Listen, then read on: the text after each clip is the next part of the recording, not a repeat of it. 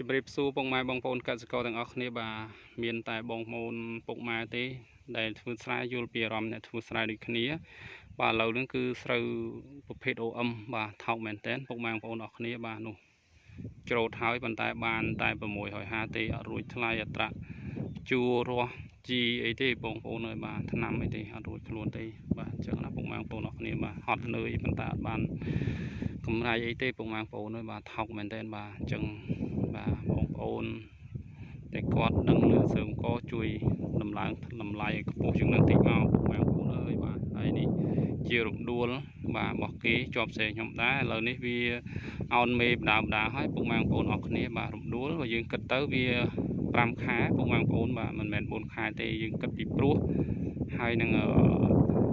យើងច្រូតអញ្ចឹងវា5ខែហើយប្រភេទស្រូវផ្កាខ្ញីវា6ខែអញ្ចឹងវាខុសត្រូវគ្នា1ខែពុកម៉ែបងប្អូនអស់គ្នាហើយនេះជាស្រែរបស់ខ្ញុំបាទ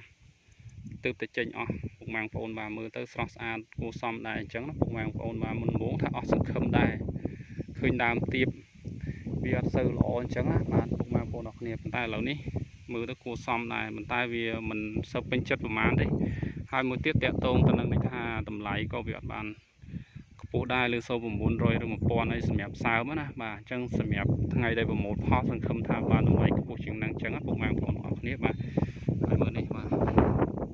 រវល់រវន់ទុនតាមខ្យល់តែម្ដងពុកម៉ែបងប្អូនអស់គ្នាបាទ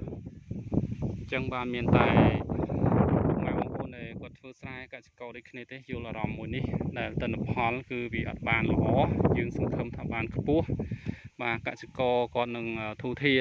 មានធនធានមានលុយមានកាក់អញ្ចឹងណាពុកម៉ែបងប្អូនអរគ្នាអញ្ចឹងសូមឲ្យថ្នាក់លើគាត់យកចិត្តទុកដាក់ពីបញ្ហាគ្រឿងស្រូវផងបើអង្គវាដឹងថាតម្លៃធម្មតាទេប៉ុន្តែរឿងស្រូវនេះវាថោកមែនទែនពុកម៉ែបងប្អូនអរគ្នាបាទអញ្ចឹងបាទអរគុណសម្រាប់ពុកម៉ែបងប្អូនដែលចូលចិត្តតាមដានតាក់ទងទៅនឹងកសិកម្មធ្វើស្រែចម្ការអញ្ចឹងណាពុកម៉ែបងប្អូនអរគ្នាបាទនេះគឺជាស្រូវរំដួលបាទវាបាន4ខែជាងហើយពុកម៉ែបងប្អូនទុំគឺ5ខែបាទអញ្ចឹងបញ្ជាក់ជូនពុកម៉ែបងប្អូនបាទទុំគឺ5ខែបាទវាខាងនោះគឺអ៊ំអញ្ចឹងអត់បានតម្លៃទេបាទអញ្ចឹងអរគុណច្រើនពុកម៉ែបងប្អូនទាំងអស់គ្នាបាទអរគុណជម្រាបលា